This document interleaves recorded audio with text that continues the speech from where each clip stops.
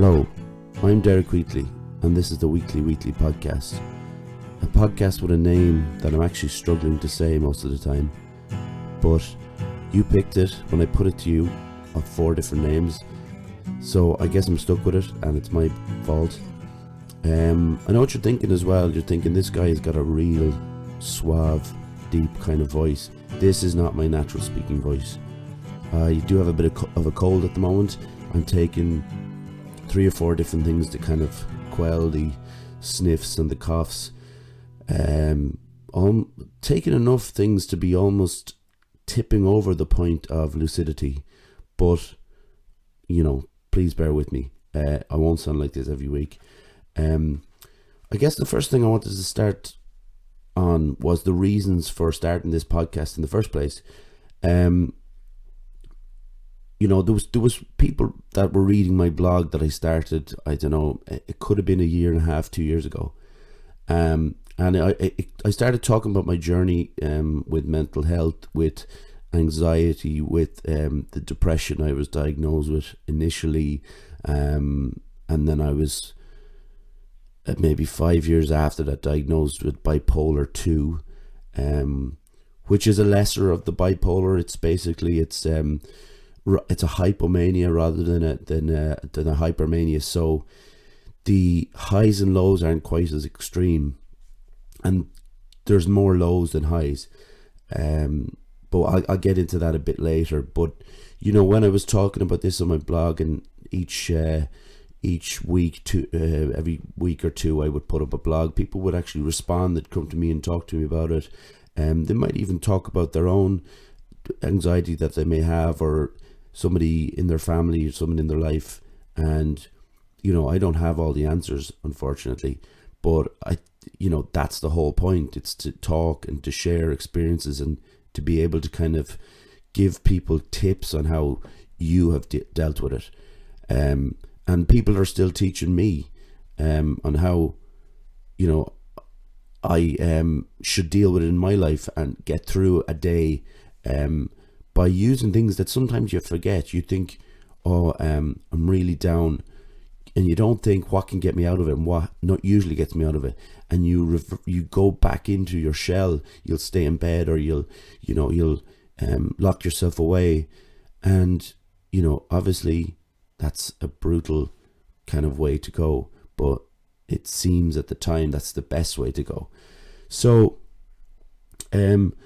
another reason why I wanted to talk about it is to have genuine discussions with people that you may not be able to have in your everyday life. You talk to, I don't know how many people today on average, depending on your circumstances, but you talk on surface levels. You never really get deep on things. So when I bring people in here and we get chatting, the sole purpose is to do that. So we will be able to go into the things like mental health. We will be able to go into things like why we feel the way we feel in certain circumstances, why we jam ourselves into these positions where I guess we feel we're stuck, but we're not really stuck. We're not locked into anything.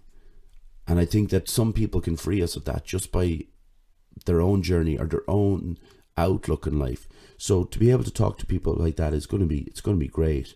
And for me, hopefully for anybody listening, and obviously the person who comes over.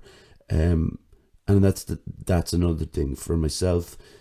This podcast will give me some confidence. It'll give me a goal and a project, something to look forward to every week.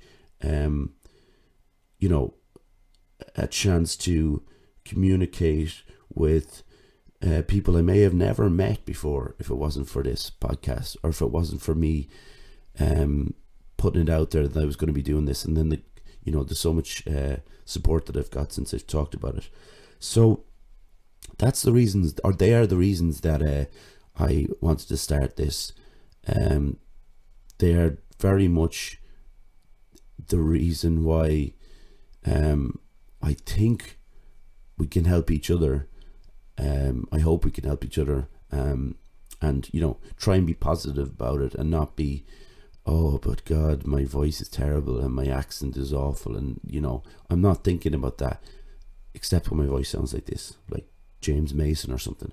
But, okay, so so the first couple of episodes I wanted to do on my own, because it was more about, you have to know what I've been through before I can kind of talk to you and pry into your lives. And, you know, you have to know where my journey started and where I am now.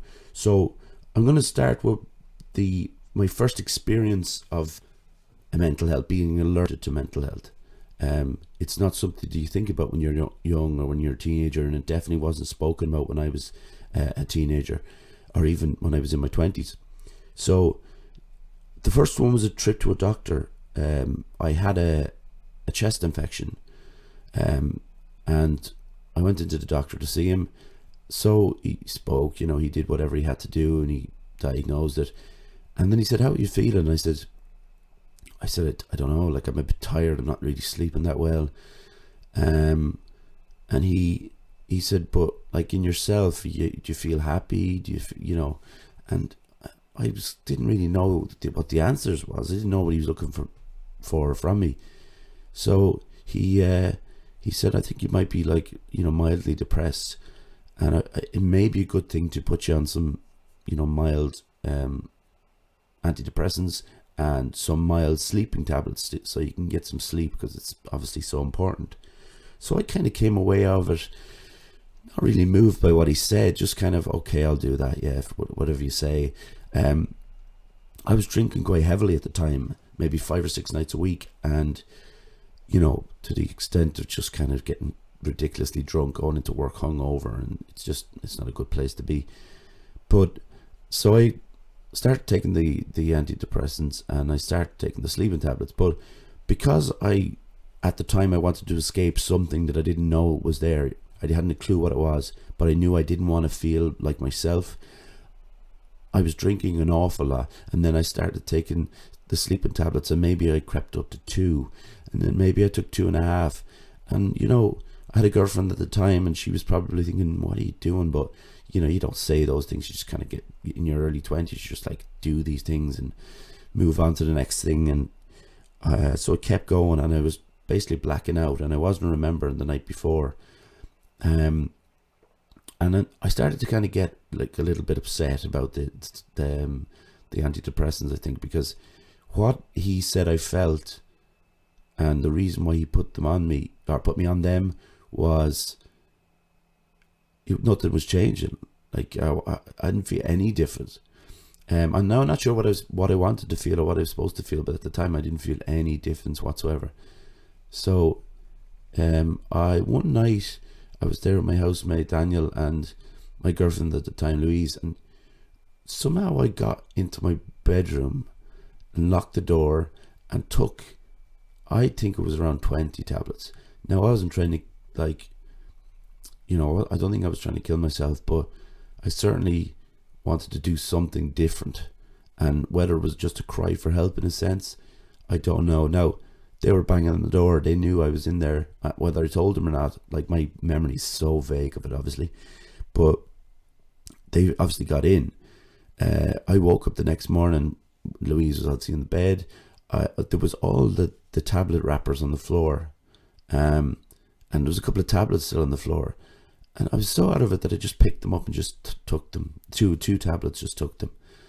Now, everything was like blurry, and like, if you ever see, like, when in a film or a TV show, when they used soft focus lenses, it's that everything on the outside of your direct vision is blurred, and it's kind of smeared. So that's what it felt like to me. And I went down to my dad's house for breakfast. It was Sunday morning. I did that at the time, and I went down with a pack of beer, and, you know, my brother was there, my dad was there, and there was never, nobody said, like, what are you doing? You know, it was just taken for granted that I was sitting there at 11 o'clock in the morning drinking this little medicine bottle of beers that I got out of Aldi. And I felt horrible. if I was there for the day. Obviously, I don't remember much of it. I do remember going into KFC on the way home, and I was just after dinner, and I ordered stuff and brought it back to the house, and I was just a mess. Like, I was at the time as well. I was doing this thing where I was chopping up the sleeping tablets and snorting them. So what it would do is, it wouldn't make me sleepy. It would make me really tipsy. So my legs would almost feel like they weren't going to work properly. So it was this. I remember going down one morning to the petrol station that was just around the corner from where I lived, and I was after snorting a couple of them, and my legs were just not really working correctly. And I got to the station. I remember it was funny, like, because I got to the petrol station at like 20 to 7 in the morning, and I wanted wine, and the lady just said, no, you can't get it till 7. And I was like, but it's like, just gone on quarter now. But no, you can't. So I just had to sit outside and wait for it. So this is weird kind of moment where I was really off my face, waiting for wine.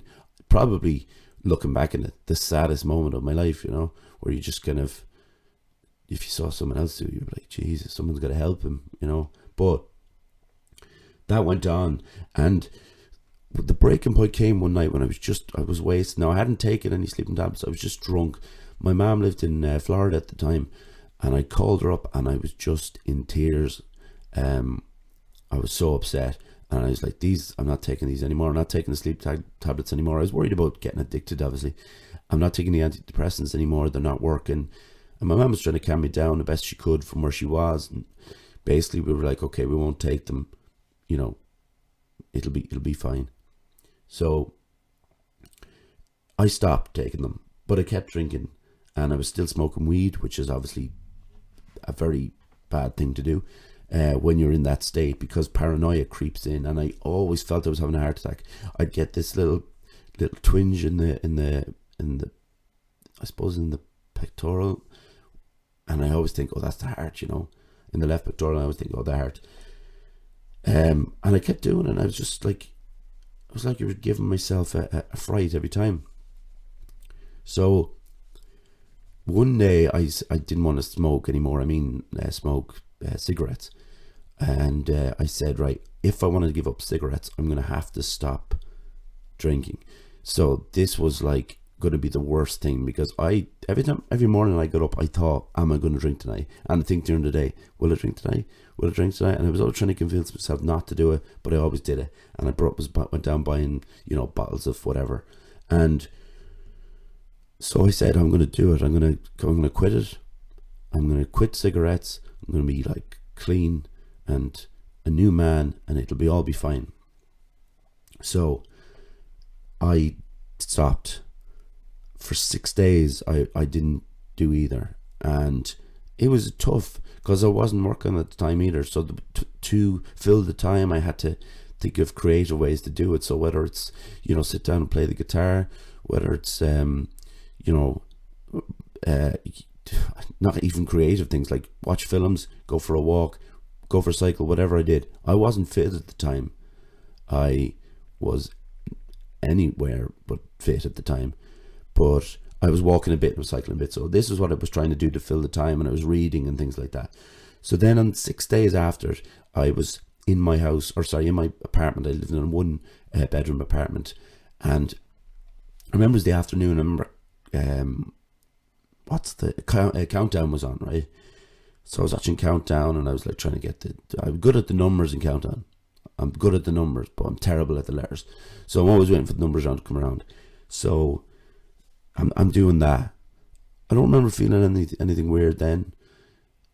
But then that finished, and Wimbledon was on. It was the 11th of June, 2009, by the way. So Wimbledon was on, and I remember Nadal was playing.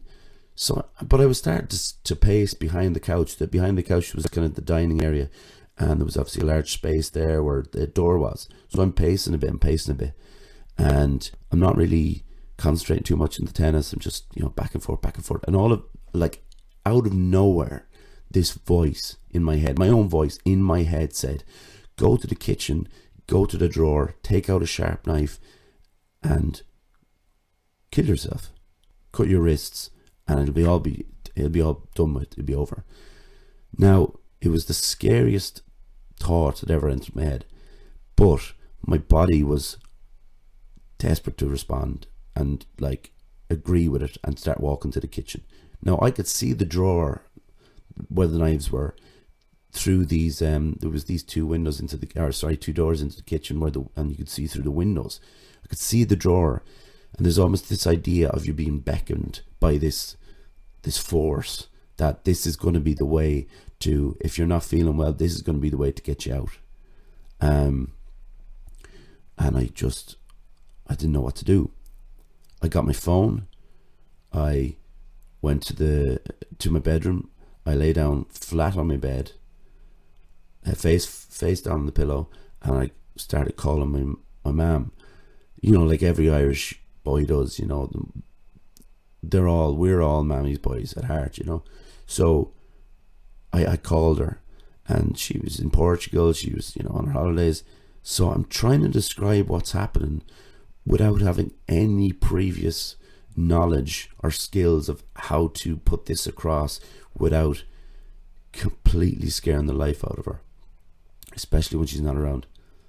And so I'm trying to tell her, and I can hear it in her voice that she's panicking, that she's not here, you know, that she's not a car journey away. And she goes, you gotta go down to your dad's. Just get straight away, doesn't matter what you're wearing, just jump on your bike and cycle down to your dad's. It'll be grand, you know. So I do what I do what she tells me. I cycle down. Now, the next morning when I left my dad's house, the bike was outside, and I was thinking, how did the bike get here?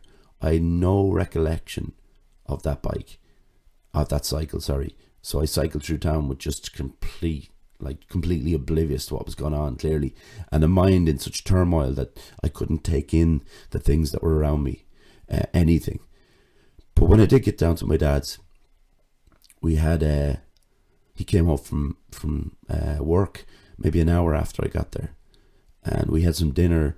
And like, I was upset, but I was trying to hide it because, you know, guys and their dads are like, oh, you can't really show emotion, and you know, I'm gone from that now, but at the time, certainly I didn't want to show any emotion as to the extent of how I felt, I suppose.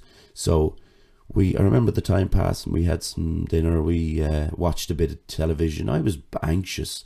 I had this hollowness in the center of my chest that, you know, to me it felt like how I felt when I gave up, like, you know, I was in the process of giving up cigarettes. So it was like that, but maybe multiplied by 10. Now, I was thinking, maybe that wasn't the right time to give up cigarettes. Maybe that wasn't the right time to give up drink, but that's what it was. Like, when the drink was there as a substitute, the drink was there without me knowing, to replace that anxiety, to just wash over it, basically.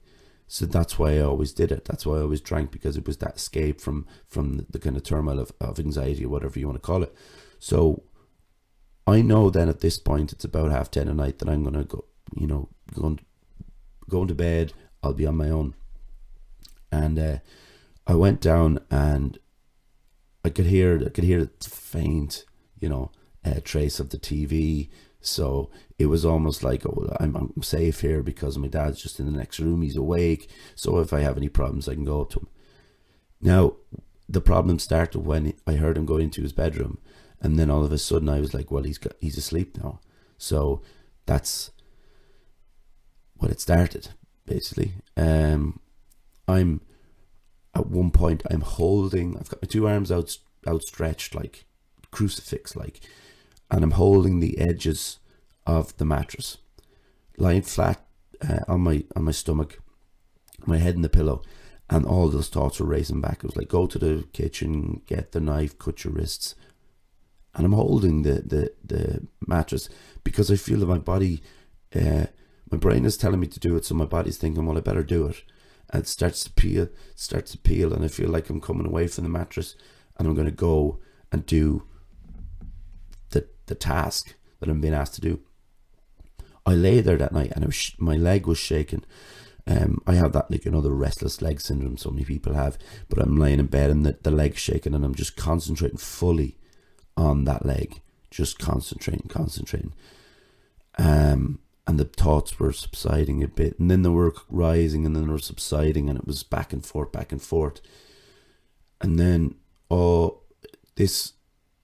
lights started coming up, really early, because it's June, and the day is coming back. So the fear of the night and the darkness, and my father being asleep, and me not being able to talk to anyone, was kind of subsiding. But what came with that then was tears, and I just started to cry, and I was really upset. I was crying for like a couple of hours, and until I heard my dad up in the kitchen. I went up, and I was just in tears, and I couldn't say the words. I couldn't explain to him, but he just knew. He knew by my face. He knew by, the tears, and that something was seriously wrong. So he took action. He said, "Look, we'll go to the doctor. I'll walk you around before I head off to work, and you can have a chat with him." So we did, and I remember he walked his bike around, and I was walking with him, and I wasn't really saying anything.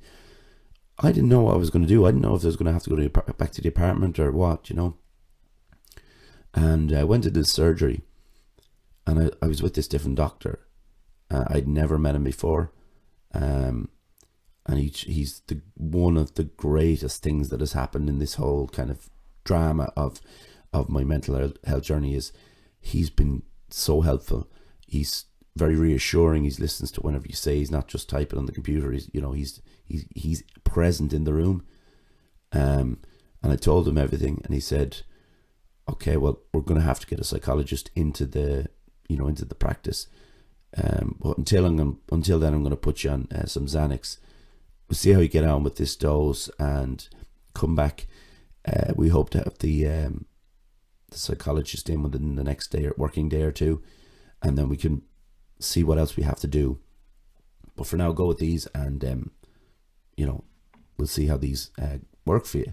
And then I went down, and he called my dad in. Now, my dad has never told me what is said, but I did get the sense that it was possibly that I wasn't to be left on my own, that it wouldn't be a wise move, and we had to, he had to keep an eye on me, or whoever else was around, that I was to be kind of in people's presence at all times, because I was, suicidal ideation going on, that I had to be watched.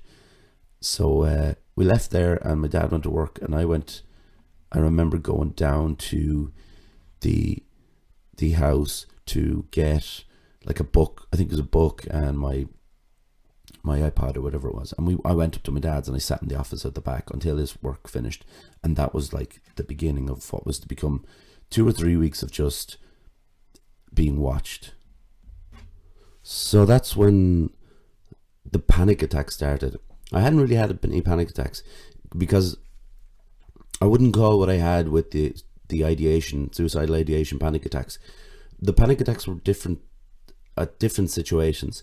I was not spending time on my own, so I was going up to my brother's house, who lived just up the road, and at the time he had a 2-week-old and an almost 2-year-old, we'll say. They were a lovely distraction, of course. You go up there, and Ava is the 2-year-old, and you'd have such fun. And then Sophie, who was like 2 weeks old at the time, who was born a week before it happened. And I remember, like, when I was holding her at the time, like, it was just, things became so different, and they're so different in your mind when you're seeing, the start of life, and when you've seen when you want to end your life. It's a weird kind of feeling.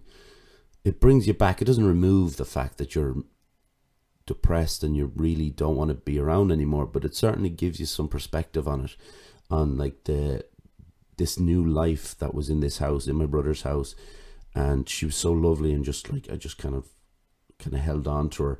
And the one thing about Sophie now, who's 10, when I see her, it just reminds me the journey I've come on, and the distance, the time between when it happened and today. And they're all great, but obviously I can see that in her. So I spent the time up there, or I spent the time with my dad, and I kind of split it, because you can't spend it all with one person.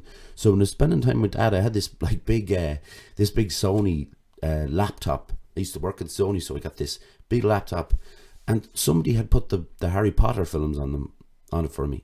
And I don't know much about Harry Potter.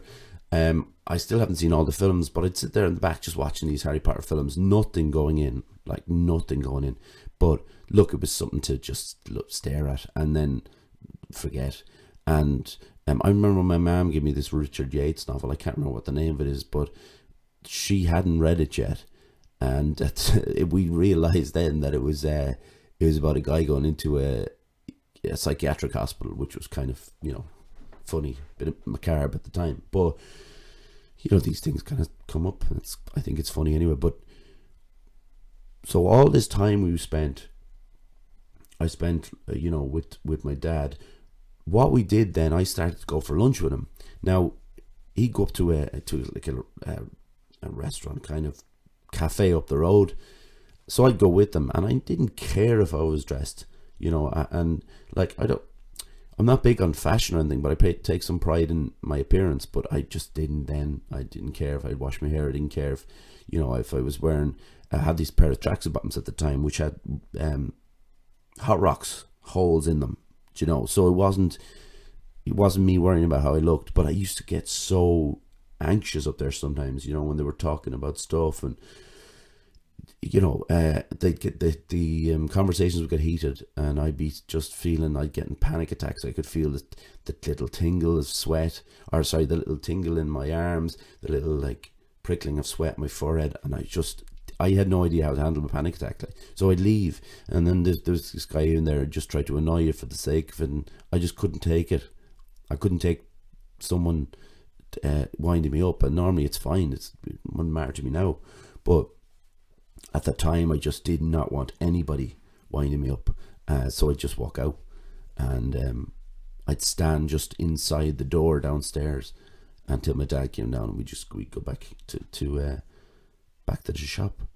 So I tried then. I started to go to shops, but it was just one of the bookshops in town, and I'd go in and just hope that nobody talked to me and just let me look at a book. And if I could buy a book and get out of there without a panic attack, it'd be great. But the problem was it was on the second floor, so there's no escape. There's no immediate doors that you can just walk out. You have to get down the escalator, get down to the bottom floor, turn to the right, and get out the door out to the open air.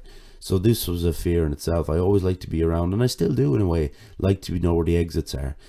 So if I do have to run, I can run. So we were doing that. I was going down to the Extravision that was in the town at the time. I was picking up DVDs. I was really trying to find something that could rid me of the depression that I was feeling, or the anxiety that I was feeling. And I suppose I filled that void with books and films, which I still do in a way, but probably for slightly different reasons, I would say. So that was my way of getting out there. But again, you worry about things when I went back to I'll explain what I was worrying about. I'll get back to the doctors on the Monday, and he says, the psychologist gets me to fill out these kind of, they were like questionnaires, I suppose, and you just kind of circle, how do you feel when you're in public, anxious, very, not very, whatever. And I filled them both out, and he immediately, and within a minute, he said it's severe anxiety and severe depression. And you can kind of get away with the depression and anxiety, but when you stick severe on the top of that, you're like, oh, right, I see. It just frightens you that little bit more, because severe is a word where you kind of go, oh, Jesus, and it made me, I suppose it just made me kind of even more depressed, if that makes any sense, because what you've been going through for weeks, maybe months, that you hadn't known, and then the last few days before that, where you don't know what it is, but maybe you have an idea, I suppose. You have an idea, you know it's anxiety, and you're feeling down. You've been diagnosed with depression, I think it was 5 years earlier. So you have an idea, but this word severe is, obviously severe, so it's a little bit more frightening. So we're one episode in, just half in from recording, and I'm lucky enough to have a sponsor for this this podcast already. So I just want to give you that ad, and we can get back to the podcast. Fusion Training Centre, Monksland Athlone, a place to train in Brazilian Jiu-Jitsu, kickboxing, martial arts and CrossFit. A great atmosphere with experienced coaches and a real sense of community. If you want to join the team, find us on Facebook at Fusion Training Centre or drop in for a chat. Fusion Training Centre, train like a warrior. Thanks for that. Thanks for that, Derek.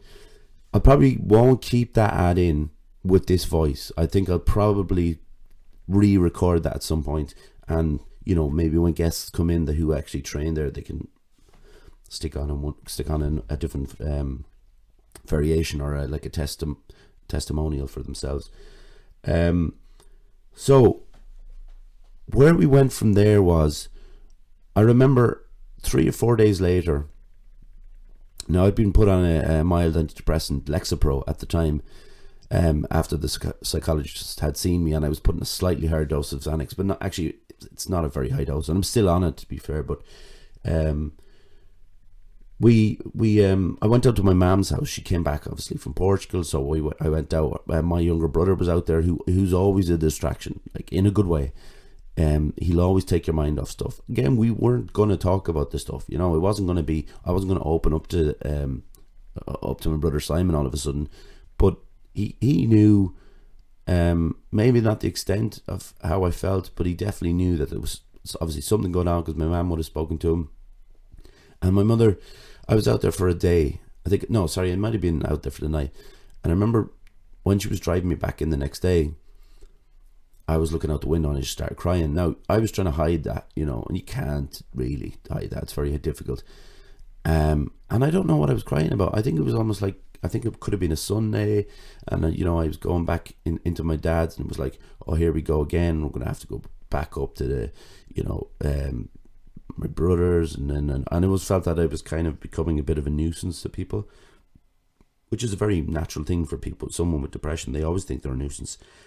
So I just bawled out crying, and she brought me up to the my doc in the town, or in the hospital, and he was a different, he was actually South African again, very nice man, and he just spoke to me and he said, look, we're going to have to, increase the Xanax, see how you feel tomorrow, the next day, and maybe go back to your own doctor, or come back here and we'll discuss it more. So this to me, it was just rolling and nothing was happening. And I remember reading the inlay card for the Lexapro, and I think all antidepressants say the same thing: may increase suicidal ideation. Now, that's the last thing you want to happen. You're having it already, and all of a sudden it's like, oh, so I'm already scared. Going to bed every night, I was so scared that it was going to come on again. And then it tells you, well, listen, yeah, that might for next 6 weeks, that might get worse until it gets better. So you're like, well, if it's going to get worse, what if I actually do kill myself? Like, it seems ridiculous, but I don't know the science to it, obviously, but it just seems so ridiculous to me that this might happen.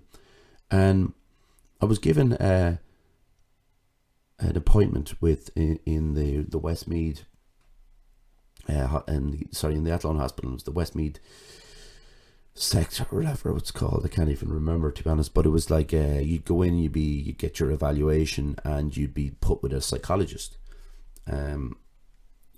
So I was put in, and they ask you the same thing every time I went in every 2 months, and every time I went in, it was like, how you eating, how you sleeping, any suicidal thoughts. It would go on 5 minutes. You'd wait 20 minutes in the waiting area to go in for 5 minutes and chat. Now, as was my kind of luck at the time, I was put in there with a psychologist named Fiona, who was unbelievable. She was a psychologist, sorry. She would give you so much space to talk, both like in the sense that she would just leave you go, like leave you almost as if you were rambling, but space in the sense that she sits across the room from you. So it was like I was, at times I could feel if I turned my head and I couldn't see her the corner of my eye, I was like talking to myself like I am now, I suppose. But she was talking to, she'd sit so far away that I just was so free to tell her what it was that was bugging me. And like, I cannot thank her enough. She was my first kind of step into myself, to be able to kind of rationalize what I was thinking, rationalize why I was thinking it, like where my brain was taking me, and where my thoughts were going. Then I was given like these two lifelines again. I was given this cognitive behavioral therapist. Now CBT, I might talk about it sometime on a future episode, but it is the greatest thing, and it was the best thing for me at the time. His name was Kevin. He basically started me again. So he said, right, well, what do you fear? And I was like, anything, walking out this door, I fear. Going into town, having conversations with people, I fear all that. Like, that's terrifying to me. So he said, well, I'm going to give you a task each week that is going to kind of increase. But the first one is, all I want you to do is just get on your bike, go on your own, on your bike, just cycle through town and cycle back the other way and just go home. That's all I want you to do. So I was like, I think I can manage that. And these things just increased. Or he'd say, right, so I want you to cycle into town and go in and get a cup of tea somewhere that you've never been, like a cafe you've never been to. By the fourth or fifth time, it's like, go in there and start the conversation. Just say, hi, how are you today? The weather is nice or it's terrible, whatever. Just start a conversation with the person working there. That was hard, actually, but I was like, okay, I think I can do this stuff. So I started to kind of come out of a shell where there was this thing in my mind where it was, all these little tasks were there were obviously goals we were setting, we were writing these down, but they felt like so much more than that at the time. They felt like everything. These were things that were so dramatic to me, in my life. These were so scary. They were incomprehensible, really, that I could do these things. But then on the morning of the day I was going to do it, I was like, okay, yeah, I think I can do it. I can do it. But then, it didn't always work. And sometimes I fell flat. And there was never any, he never said, oh God, it was easy enough, you did last week's. It was never anything that we started writing on this whiteboard about why it was so hard. And we'd break everything down. He had me do a sheet, and I still have it. I have it in the drawer that's actually next to me now, where I'm recording from, where for the week, he got me to write out every half an hour for the whole week what I did. And he could just see the routine.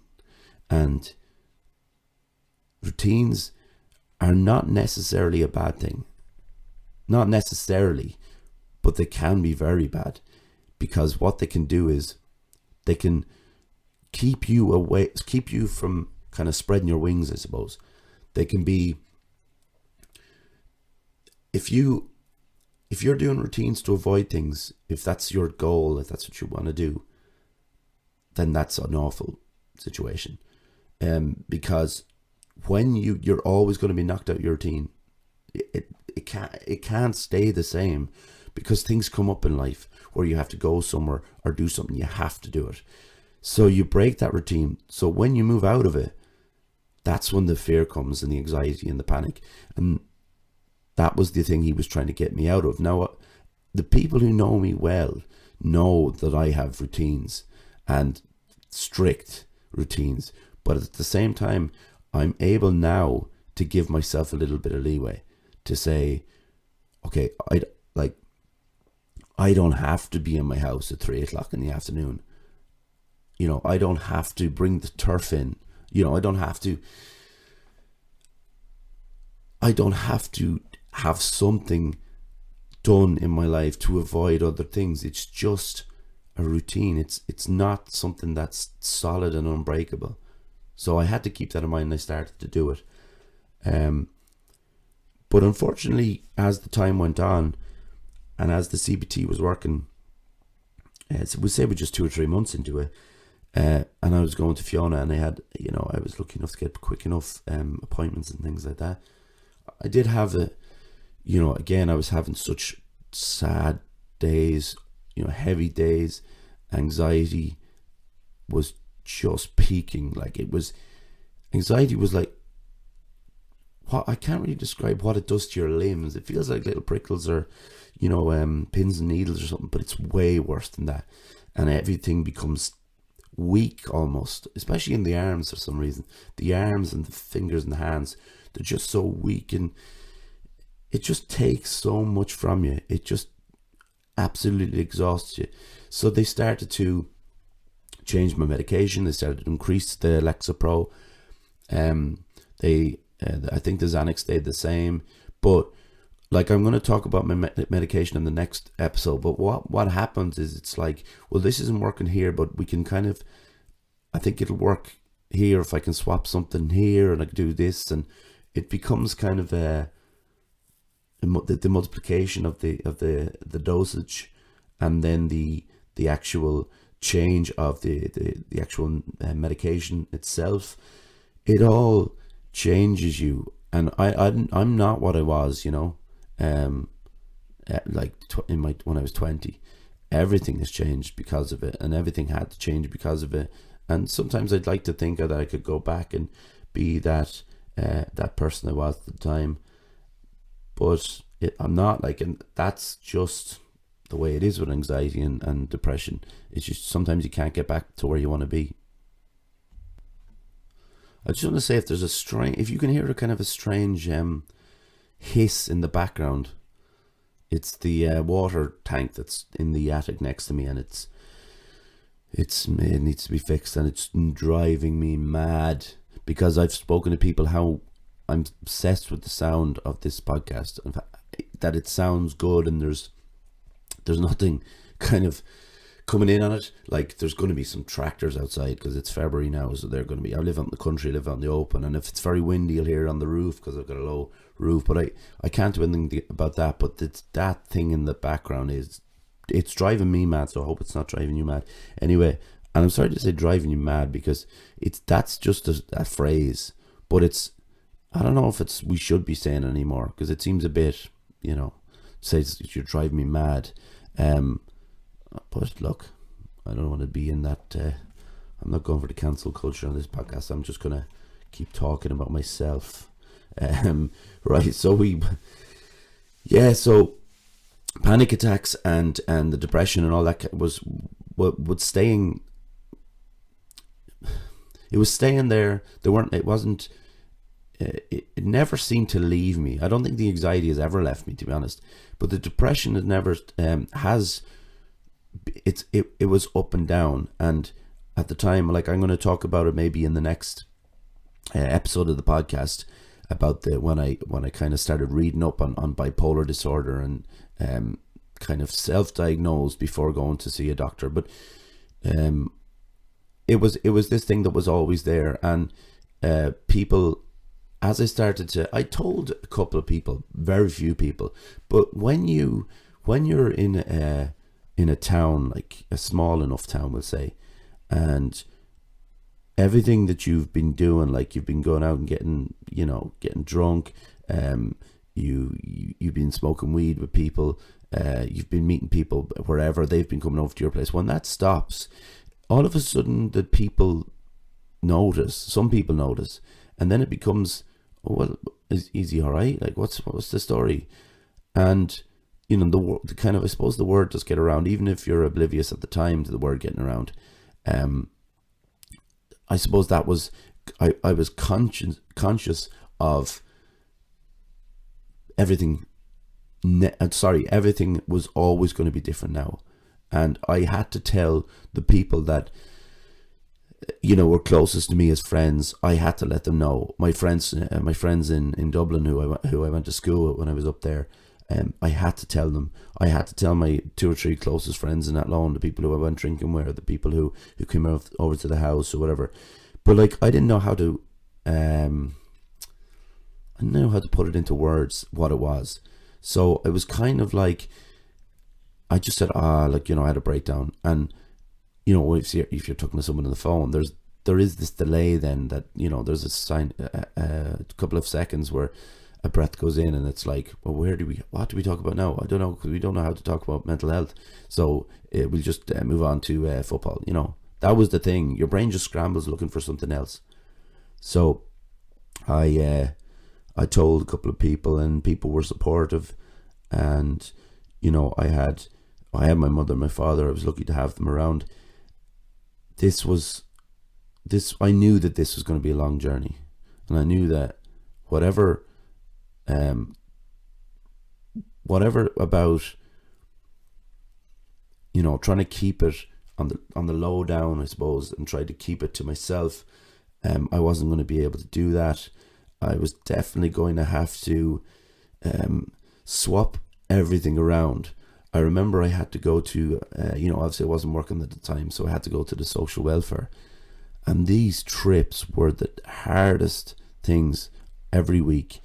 You go into the post office, and no matter what day you went in, it was packed with people getting their whether it was welfare, doing whatever people do in the post office. And I was just terrified. And then once a month I had to go in to the social welfare office. I had to sign on, and there was just, again, I used to go with my brother because he wasn't working at the time either. We had to sign on, and I was just petrified. I just didn't want to do those things, and I had to get my money, obviously. But these everyday tasks were so, like, I'd be paralyzed with fear from some of them. Never mind doing things that what people do to enjoy themselves, like go to concerts, go to matches, whatever it is, nightclub, pub. These little jobs, like calling up the doctors to say, can I just want to order my prescription. Just hearing people's tone of voice and thinking, oh, geez, they hate me. And it had nothing, there was no basis for that. It was completely ridiculous that I would think that people would hate me for calling them up, and that was their job, and people was calling them up all the time.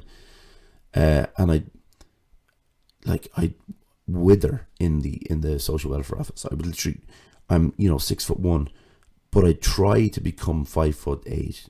I try to pull my shoulders forward and tuck my chin towards my chest, and like bring my neck in like a turtle. You're just trying to disappear in a public space. And the relief when it was over, the absolute, when my brother would drive me home, or when I was living with my dad, and I just was that sense of, I don't have to do that for another month, but tomorrow I have to do this, and then it just starts all over again. And I was lucky that I had the support, that I had a place to live at the time in my dad's house. I didn't have to worry. I could do mundane tasks, like I could have the dinner on for when he came home, and that to me was deadly, like, because it was just a little task that didn't involve anxiety, and that didn't do anything to my mood, anything to affect my day. So I'd do that for him, and he'd just be like, he'd be home, we'd watch a film, whatever we'd do that evening, and it was great. I never went back to the apartment where it happened. My mum, my brothers cleared it out for me. And I talk, this is the last thing I'll talk about today, I suppose. But the first chink of light, the first decision I made that helped me so much was to move out to the country. The way it happened was, I had a friend, Anne. I met her through her boyfriend at the time, who I was close with, who I worked with. And they separated. But she had said, if you want to move in, this was before the breakdown, if you want to move in, there's no problem. We even said, like, she even told me how much it would be. I was like, oh, no, that'd be pretty cool. And we kind of set the date for August. So it would have been like 2 months after. Now, I remember I hadn't really spoken to Anne. As far as we both knew, it was still on, it was grand. But I hadn't spoken to her about it. And I had this thing in my mind that if I ring her up and tell her now that I've had a breakdown, she's not gonna want to have me over. Like, why would she? It would seem like a task. Like, what if I, if I put myself in her shoes, it'd be like, what if I go into the house after work one day and he's dead? What if he killed himself? What if he's in the shower with his wrists cut open? Because that's a kind of a natural thing, I think. I don't think that's completely ridiculous that people would think like that. And I got my mum to call Anne and say, listen, Derek's, having some mental health problems, and she was better at voicing it out rather, instead of me. And, he's a bit worried that you may not want him to move in now. And Anne, of course, was like, absolutely not. Like, of course I want him to move in. There's no problem. So I remember my brothers, my mother, and my brother's friend David moved all the stuff out. And, I didn't have to go back to the apartment, which was great because I was terrified of it. We put all the things in the cars, and that day we drove out, and like, it's not an immediate reaction. It's not like you're here and everything lifts, but it was certainly this moment of independence came, this feeling of independence, this moment of almost euphoria, I suppose, because I'd been in this house, I'd stayed in this house before, but I remember I had packed away my stuff and I went downstairs and I was just chatting to Anne about, like, where will I put my foodstuffs and things, and she was really cool about it, and she was like, you can see this here, you can put this here, and we just were chatting at the window, and everything seemed so different. Like, I'd turned a corner, a very small circular, you can't really have a circular corner. No, you can have a corner. When you walk around a corner, it's like it felt like it wasn't so rigid as a 90-degree wall. So it was like this little gentle turn that I'd made, gave me this moment I've got 2 rooms and stuff, and I'm still here. This is 10 years later, I still live here. I'm recording this from here. I have a room next door where I just put all my DVDs, and I sat there that day and I was organising where I put my books, and it just felt like a little mission. And another thing about being out in the country was, for me, with my routines and things, the things that kept me kind of on the straight and narrow when it comes to the anxiety part of it, was that once I got out here, like I had a bike so I could cycle in and out. Like, it's a bit of a journey, 30 minutes maybe into town, but once I cycled out here and closed the door, that was it. It was just, I could come upstairs and watch TV. If I wanted some company, I'd go downstairs and talk to Anne. Anne was fully aware of where I was in my life, and she was very, very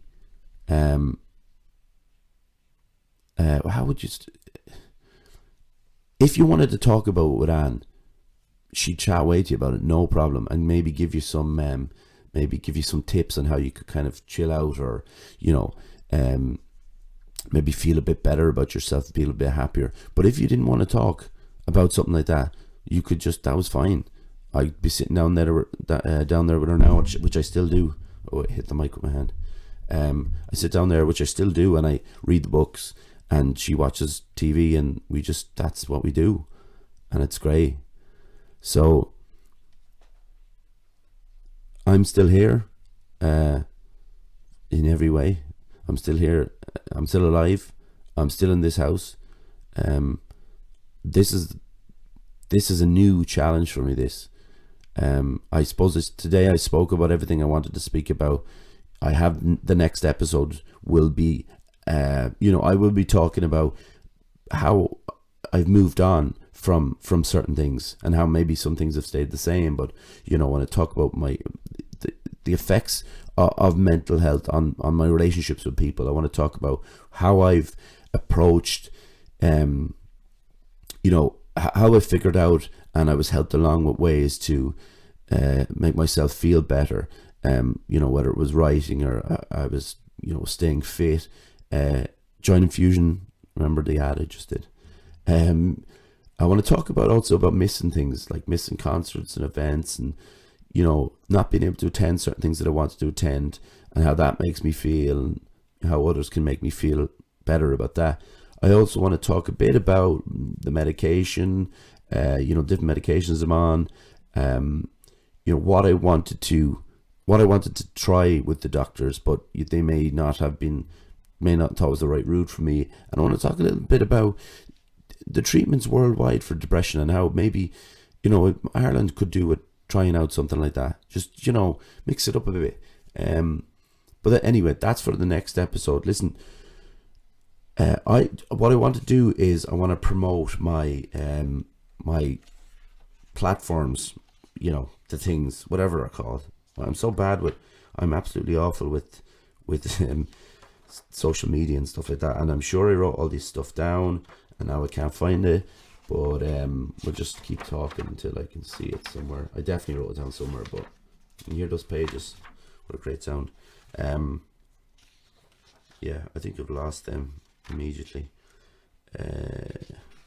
But listen, I'm on the Wheatley is on. Oh, I found it. The Wheatley is on Twitter.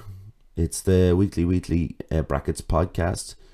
It's on Facebook, the Wheatley podcast.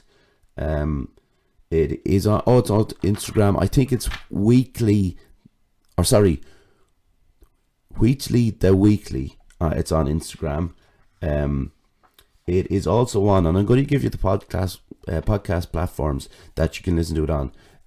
Podbean, Anchor. It's on Apple. It's on Google Podcasts. It's on Pocket Cast, Radio Public, and Breaker. If you have the resources to do so. Sorry, did I say Spotify? It's on Spotify also. If you have the resources to do so, could you listen to it on the podcast platforms? Because I'm also putting it on YouTube. Now, that's for people who may not have the resources of the podcast platforms. If you have the resources, could you please do it on there? If there is a subscribe on each of those different platforms, please subscribe and like, or whatever you have to do. The story. I think that's all my promotion for my social media. Yeah. We were thinking about recording it, like face, recording my face and putting it on YouTube. We're not going to do that because nobody wants to look at my face on YouTube. But it'll be on there, and you'll hear it. And please, even if you want to leave a comment, that's cool. If you want to leave a comment on Facebook, do that. If you've got any tips, if you've got any people that you think are a good idea to come on, professionals or just, non-professionals as well. But if people you think that they could add something, I appreciate it so much. I've got some names down already, so we're ready to go. But if you could, that'd be absolutely brilliant. Oh, look, I've just actually found the social media where I've written them all down, and I was right under my nose all the time. But I think I got them right. Yeah, I think I did. So, lastly, all my thanks go to John Francis for his tech support, because I would not be able to do anything that he did. And thank you so much, John. I really appreciate it. A big thanks to Ger Lynch for creating the logo, which I think is so cool. He put out a few of them. I picked one that I loved. He also gave me some advice on the laptop I had to get that would be good for recording podcasts. My mind would not even have gone there. I'd like to thank my mom, my dad, and my grandfather for their emotional support and their financial support over Christmas, because it made me be able to afford the laptop, the mics, whatever else I needed. So listen, can't thank you enough for listening. I'm so honored that someone would take the time out to listen to me talk about my mental health for an hour. This is the start of it. We'll keep it going. Next will be me, but then we're bringing on guests after that, and it's going to be cool. It's going to be great fun. Thank you so much for listening, and we will talk next week. Bye.